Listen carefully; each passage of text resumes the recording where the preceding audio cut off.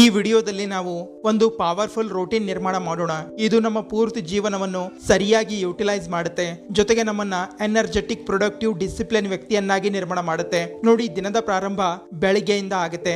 ನಿಮ್ಮ ಬೆಳಿಗ್ಗೆಯ ಸಮಯ ಸರಿಯಾಗಿ ಇದ್ರೆ ಪೂರ್ತಿ ದಿನ ಸರಿಯಾಗಿ ಇರುತ್ತೆ. ಹೇಗೆ ನಾವು ದಿನದಲ್ಲಿ ಮುಂದೆ ಹೋಗ್ತಾ ಇರುತ್ತೇವೆ ಹಾಗೆ ದಿನವನ್ನು ಟ್ರ್ಯಾಕ್ ಮಾಡ್ತಾ ಇರುತ್ತೇವೆ.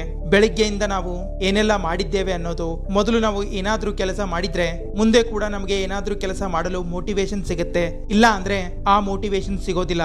ಆಗ ನಾವು ನಾಳೆಯ ಸಲುವಾಗಿ ಕಾಯ್ತಾ ಇರುತ್ತೇವೆ. ಅದೇ ತರ ನೀವು ನಿಮ್ಮ ಮೈಂಡ್ಗೆ ಒಂದು ಕ್ಲಿಯರ್ ಟಾರ್ಗೆಟ್ ನೀಡಲಿಲ್ಲ, ಯಾವಾಗ ಏನು ಮಾಡಬೇಕು ಅನ್ನೋದು, ಆಗ ನೀವು ಆ ರಿಸಲ್ಟ್ ಅನ್ನ ಅಕ್ಸೆಪ್ಟ್ ಮಾಡಲೇಬಾರದು. ಯಾವುದನ್ನ ನೀವು ಪಡಿಬೇಕು ಅಂತೀರಾ ಅದಕ್ಕೆ ಪ್ರತಿಯೊಬ್ರು ಈ ರೂಟೀನ್ ಅನ್ನ ನಿರ್ಮಾಣ ಮಾಡಿಕೊಳ್ಳಲೇಬೇಕು. ಏಕೆಂದ್ರೆ ಬೆಳಿಗ್ಗೆ ನಿಮ್ಮ ಮೈಂಡ್ಗೆ ಸರಿಯಾದ ಡೈರೆಕ್ಷನ್ ಸಿಗಲು ಯಾವಾಗ ಏನ್ ಮಾಡಬೇಕು ಅನ್ನೋದು, ಏಕೆಂದ್ರೆ ನಾವು ಆ ದಾರಿ ಮೇಲೆ ನಡೆಯಲು, ಅಲ್ಲಿಂದ ನಮ್ಮ ಟಾರ್ಗೆಟ್ ಅನ್ನ ಅಚೀವ್ ಮಾಡಲು ಈಸಿ ಆಗ್ಬೇಕು. ಅಷ್ಟೇ ಅಲ್ಲ, ಈ ರೂಟೀನ್ ನಮ್ಗೆ ವರ್ತಮಾನದಲ್ಲಿ ಬದುಕುವುದನ್ನ ಕಲಿಸುತ್ತೆ. ಆದರೆ ಒಂದು ಮಾತು ನೆನಪಿರ್ಲಿ, ನೀವು ಯಾವುದನ್ನ ಆಯ್ಕೆ ಮಾಡಿದ್ದೀರಾ ಅದೇ ನಿಮ್ಮ ಭವಿಷ್ಯವನ್ನು ನಿರ್ಮಾಣ ಮಾಡುತ್ತೆ. ಮತ್ತೆ ಇದರ ಪರಿಣಾಮ ಒಂದೆರಡು ದಿನದಲ್ಲಿ ಅಲ್ಲ, ಬದಲಾಗಿ ಕೆಲವು ತಿಂಗಳು, ಕೆಲವು ವರ್ಷಗಳಲ್ಲಿ ಕಾಣಲು ಸಿಗುತ್ತೆ. ನೆನಪಿರ್ಲಿ, you are the average of 5 people you spend your most of the time with. ಅಂದ್ರೆ ನಿಮ್ಮ 5 ಜನ ಗೆಳೆಯರು ಹೇಗೆ ಇರ್ತಾರೆ, ನೀವು ಸಹ ಹಾಗೆ ಆಗ್ತೀರಾ.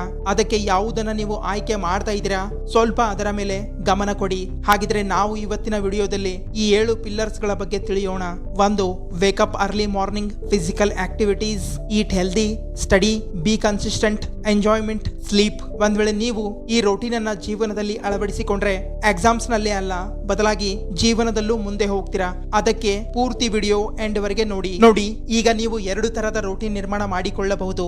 Before school, after school. ಅಂದ್ರೆ ಸ್ಕೂಲ್ ಅಥವಾ ಕಾಲೇಜ್ ಹೋಗೋದಕ್ಕಿಂತ ಮುಂಚೆ ಮತ್ತೆ ಬಂದ ಮೇಲೆ ಏನೆಲ್ಲ ಮಾಡಬೇಕು ಅನ್ನೋದನ್ನು ತಿಳಿಯೋಣ. ನೋಡಿ, ಬೆಳಿಗ್ಗೆ ನೀವು ಎನರ್ಜಿ ಮತ್ತೆ ಫ್ರೆಶ್ನೆಸ್ ಫೀಲ್ ಮಾಡ್ತೀರಾ. ಅದೇ ನೀವು ಸ್ಕೂಲ್ ಅಥವಾ ಕಾಲೇಜ್ ಮುಗಿಸಿ ಬಂದ ಮೇಲೆ ನಿಮ್ಗೆ ಸುಸ್ತು, ಸೋಮಾರಿತನ ಕಾಡುತ್ತೆ. ಒಂದ್ ವೇಳೆ ನಿಮ್ಗೆ ಓದಿನಿಂದ ಜಾಸ್ತಿ ಔಟ್ಪುಟ್ ಬೇಕು ಅಂದ್ರೆ ಸ್ಕೂಲ್ ಅಥವಾ ಕಾಲೇಜ್ ಹೋಗೋದಕ್ಕಿಂತ ಮುಂಚೆ ಇರುವ ಸಮಯವನ್ನು ತನ್ನ ಕೈಗೆ ತಗೊಳ್ಳಿ. ಈಗ ಕೆಲವೊಂದು ವಿದ್ಯಾರ್ಥಿಗಳ ಸ್ಕೂಲ್ ಅಥವಾ ಕಾಲೇಜ್ ಬೆಳಗ್ಗೆನೆ ಇರುತ್ತೆ, ಅವರು ಏನ್ ಮಾಡ್ಬೇಕು ಅನ್ನೋದನ್ನು ತಿಳಿಯೋಣ. Point number 1, wake up early morning. ನೋಡಿ, ಇದರ ಅನೇಕ ಲಾಭಗಳಿವೆ. 1. More time for your self. 2. Increase confidence. ಬೆಳಗ್ಗೆ ಬೇಗ ಎದ್ದೇಳೋದ್ರಿಂದ ಆತ್ಮವಿಶ್ವಾಸ ಜಾಸ್ತಿ ಆಗುತ್ತೆ. 3. ಬೆಟರ್ ಮೂಡ್ ಚೆನ್ನಾಗಿದ್ರೆ ಓದಲು ಮನಸ್ಸು ಬರುತ್ತೆ. 4. Better time management. ನಿಮಗೆ ಜಾಸ್ತಿ ಸಮಯ ಸಿಗುತ್ತೆ, ಇದರಿಂದ ಎಲ್ಲಾ ಕೆಲಸ ಪೂರ್ಣಗೊಳ್ಳುತ್ತೆ. 5. Better focus. ನೋಡಿ, ಬೆಳಗ್ಗೆ ಮೈಂಡ್ ಕ್ಲೀನ್ ಅಂಡ್ ಕ್ಲಿಯರ್ ಆಗಿರುತ್ತೆ, ಇದರಿಂದ ಓದಿನಲ್ಲಿ ಫೋಕಸ್ ಮಾಡಲು ಈಸಿ ಆಗುತ್ತೆ. ಇನ್ನು 10 ಹಲವು ಲಾಭಗಳಿವೆ ನಿಮಗೆ ಬೆಳಿಗ್ಗೆ ಬೇಗ ಎದ್ದು ಓದುವುದರಿಂದ ಸಿಗುತ್ತೆ. ನೋಡಿ, ನೀವು ಒಬ್ಬ ವಿದ್ಯಾರ್ಥಿ ಆಗಿದ್ದು ನಿಮಗೆ ಬೆಳಿಗ್ಗೆ ಬೇಗ ಎದ್ದೇಳುವ ಅಭ್ಯಾಸ ಇಲ್ಲ ಅಂದ್ರೆ ಆದಷ್ಟು ಬೇಗ ಇದನ್ನ ರೂಢಿ ಮಾಡಿಕೊಳ್ಳಿ. ಇದು ನಿಮಗೆ ತುಂಬಾ ಸಹಾಯ ಮಾಡುತ್ತೆ. Point number 2, after wake up. ಬೆಳಿಗ್ಗೆ ಎದ್ದ ತಕ್ಷಣ 2 ಗ್ಲಾಸ್ ನೀರು ಕುಡಿಯಿರಿ. ಏಕೆಂದ್ರೆ ಇಡೀ ರಾತ್ರಿ ಮಲಗಿರೋದ್ರಿಂದ ಬಾಡಿ ಡಿಹೈಡ್ರೇಟ್ ನಲ್ಲಿ ಹೋಗುತ್ತೆ. ಮರಳಿ ದೇಹವನ್ನು ಹೈಡ್ರೇಟ್ ಮಾಡಲು ನೀರು ಕುಡಿಯಬೇಕು. ನೀರು ಕುಡಿಯದೇ ಇದ್ದಲ್ಲಿ ಸುಸ್ತು, ಸೋಮಾರಿತನ ಕಾಡುತ್ತೆ, ಮತ್ತೆ ಮಲಗಬೇಕು ಅನಿಸುತ್ತೆ. ಖಾಲಿ ಹೊಟ್ಟೆ ನೀರು ಕುಡಿಯೋದ್ರಿಂದ 25% ಮೆಟಾಬಾಲಿಸಮ್ ಬೂಸ್ಟ್ ಆಗುತ್ತೆ.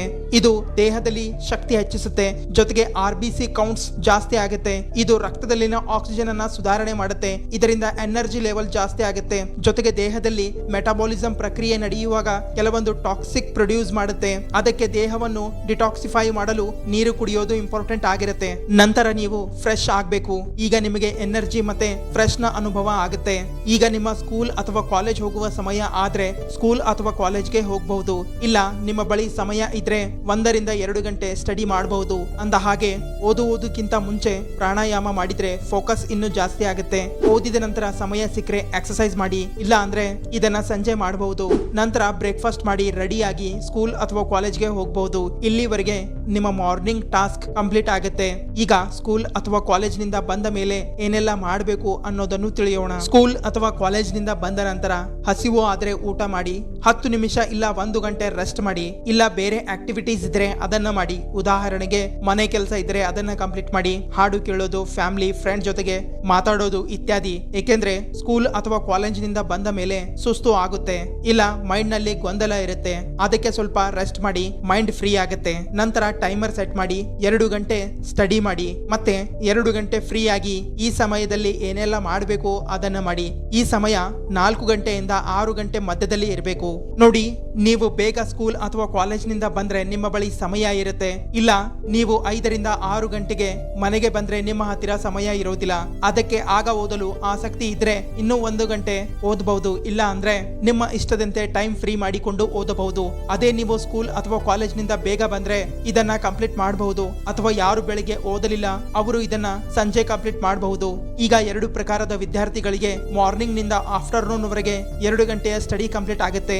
ಈಗ ನಿಮ್ಮ ಹತ್ತಿರ ಈವ್ನಿಂಗ್ ಸಮಯ ಉಳಿದಿರುತ್ತೆ 6ರಿಂದ 10 ಗಂಟೆವರೆಗೆ. ಐ ಥಿಂಕ್ ಇದಕ್ಕಿಂತ ಮುಂಚೆ ಯಾರು ಮಲಗೋದಿಲ್ಲ ಅನ್ಸುತ್ತೆ. ನೋಡಿ, ಈ ಸಮಯದಲ್ಲಿ ನಮ್ಮ ಬಳಿ 2 ಕೆಲಸ ಇರುತ್ತೆ, ಡಿನ್ನರ್ ಪ್ಲಸ್ ಸ್ಟಡಿ. ಅಂದ್ರೆ ಈ 6ರಿಂದ 10 ಗಂಟೆ ಸಮಯದ ಮಧ್ಯೆ 2 ಗಂಟೆ ಸ್ಟಡಿ ಮಾಡಿ. ಜಾಸ್ತಿ ಸಮಯ ಇದ್ರೆ ಜಾಸ್ತಿ ಸ್ಟಡಿ ಮಾಡಿ, ಅಂದ್ರೆ 3ರಿಂದ 4 ಗಂಟೆ ಅಷ್ಟೇ. ನೋಡಿ, ಇದು ಡಿಪೆಂಡ್ ಆಗಿರುತ್ತೆ ನಿಮ್ಮ ಕ್ಲಾಸ್ ಯಾವುದು ಮತ್ತೆ ನಿಮ್ಮ ಟಾರ್ಗೆಟ್ ಏನು ಅನ್ನೋದು. ಅದಕ್ಕೆ ಸಮಯವನ್ನು ಸರಿಯಾಗಿ ಉಪಯೋಗಿಸಿಕೊಳ್ಳಿ. ಜೊತೆಗೆ ಯಾವ ಸಮಯದಲ್ಲಿ ಯಾವ ವಿಷಯ ಎಷ್ಟು ಸಮಯದವರೆಗೆ ಓದ್ಬೇಕು ಅನ್ನೋದು ಫಿಕ್ಸ್ ಮಾಡಿಕೊಳ್ಳಿ. ನಾ ಇದನ್ನೇ ಯಾಕೆ ಹೇಳ್ತಾ ಇಲ್ಲ ಅಂದ್ರೆ ಎಲ್ಲಾ ವಿದ್ಯಾರ್ಥಿಗಳ ಸಮಯ ಬೇರೆ ಬೇರೆ ಆಗಿರುತ್ತೆ. ಕೆಲವೊಬ್ರು ಆನ್ಲೈನ್ ಸ್ಟಡಿ ಮಾಡಬಹುದು, ಕೆಲವೊಬ್ರು ಕೋಚಿಂಗ್ ಹೋಗಬಹುದು, ಕೆಲವೊಬ್ರು ಸ್ಕೂಲ್ ಪ್ಲಸ್ ಕೋಚಿಂಗ್ ಹೋಗ್ತಾ ಇರಬಹುದು. ಅದಕ್ಕೆ ಎಲ್ಲರಿಗೂ ಒಂದೇ ಟೈಮ್ ಟೇಬಲ್ ಫಿಕ್ಸ್ ಆಗೋದಿಲ್ಲ.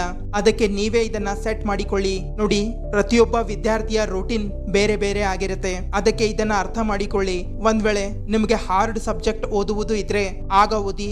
ಯಾವಾಗ ನೀವು ಜಾಸ್ತಿ ಎನರ್ಜೆಟಿಕ್ ಮತ್ತೆ ಫ್ರೆಶ್ ಫೀಲ್ ಮಾಡುವಾಗ ಹೋಮ್ವರ್ಕ್ ಮಾಡಲು ಯಾವಾಗ ಬೇಕಾದ್ರೂ ಆವಾಗ ಕುಳಿತುಕೊಳ್ಳಬಹುದು.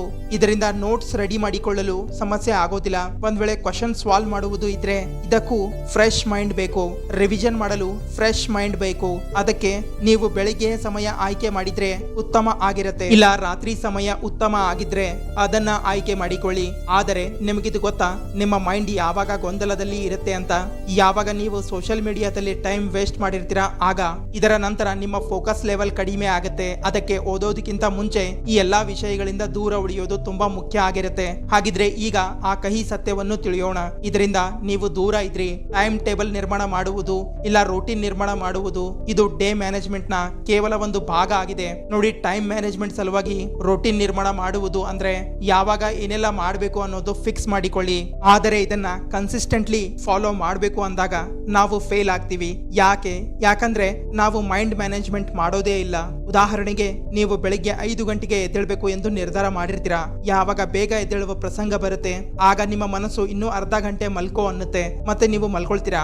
ನೀವು 2 ಗಂಟೆ ಓದುವ ನಿರ್ಧಾರ ಮಾಡಿದ್ರೆ ಆದ್ರೆ 1 ಗಂಟೆ ಮಾತ್ರ ಸ್ಟಡಿ ಮಾಡಿದ್ರೆ 2ನೇ ದಿನ ಅಲಾರಾಮ್ ಬಡಿತಾ ಇದ್ರು ಎದ್ದೇಳಲಿಲ್ಲ. 10ನೇ ದಿನ ಅಂತೂ ಎದ್ದೇಳೋದೆ ಮರೆತು ಬಿಟ್ರಿ. ಅಂದ ಹಾಗೆ ಇಲ್ಲಿ ಟೈಮ್ ಮ್ಯಾನೇಜ್ಮೆಂಟ್ ಫೇಲ್ ಆಯ್ತು ಅಲ್ವಾ? 100% ಆಯ್ತು. ನೋಡಿ, ಟೈಮ್ ಟೇಬಲ್ ಅಥವಾ ರೂಟೀನ್ ನಿರ್ಮಾಣ ಮಾಡಿಕೊಳ್ಳುವುದೇ ಇಂಪಾರ್ಟೆಂಟ್ ಆಗಿರುವುದಿಲ್ಲ, ಆದರೆ ಅದರ ಮೇಲೆ ಕನ್ಸಿಸ್ಟೆಂಟ್ ಆಗಿರುವುದು ಇಂಪಾರ್ಟೆಂಟ್ ಆಗಿರುತ್ತೆ. ನೋಡಿ, ಟೈಮ್ ಮ್ಯಾನೇಜ್ಮೆಂಟ್ ಆವಾಗಲೇ ಸಾಧ್ಯ ಆಗುತ್ತೆ ಯಾವಾಗ ನೀವು ಮೈಂಡ್ ಮ್ಯಾನೇಜ್ಮೆಂಟ್ ಮಾಡಿಕೊಳ್ತೀರಾ. ಹಾಗಿದ್ರೆ ಮೈಂಡ್ ಮ್ಯಾನೇಜ್ಮೆಂಟ್ ಮಾಡಿಕೊಳ್ಳಲು ಈ 3 ಕೆಲಸ ಮಾಡಿ. 1, ತಮ್ಮ ಇಮೋಷನ್ಸ್ ನ ಪ್ರತಿ ಜಾಗರೂಕತೆಯಿಂದ ಇರಬೇಕು. 2, ತಮ್ಮ ಥಾಟ್ಸ್ ನ ಪ್ರತಿ ಜಾಗರೂಕತೆಯಿಂದ ಇರಬೇಕು. 3, ತಮ್ಮ ಆಕ್ಷನ್ಸ್ ನ ಪ್ರತಿ ಜಾಗರೂಕತೆಯಿಂದ ಇರುವುದು.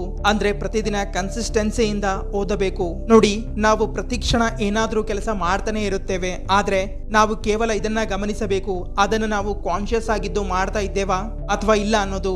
ಒಂದ್ ವೇಳೆ ಗಂಟೆಗಳವರೆಗೆ ಸ್ಕ್ರೋಲಿಂಗ್ ಮಾಡ್ತಾ ಇದ್ರೆ ನಾವು ಕಾನ್ಶಿಯಸ್ ಆಗಿದ್ದು ಇದನ್ನ ಆಯ್ಕೆ ಮಾಡಿರೋದಾ ಇಲ್ಲ ಹಾಗೆ ಸುಮ್ಮನೆ ಸ್ಕ್ರೋಲಿಂಗ್ ಮಾಡ್ತಾ ಇರೋದಾ?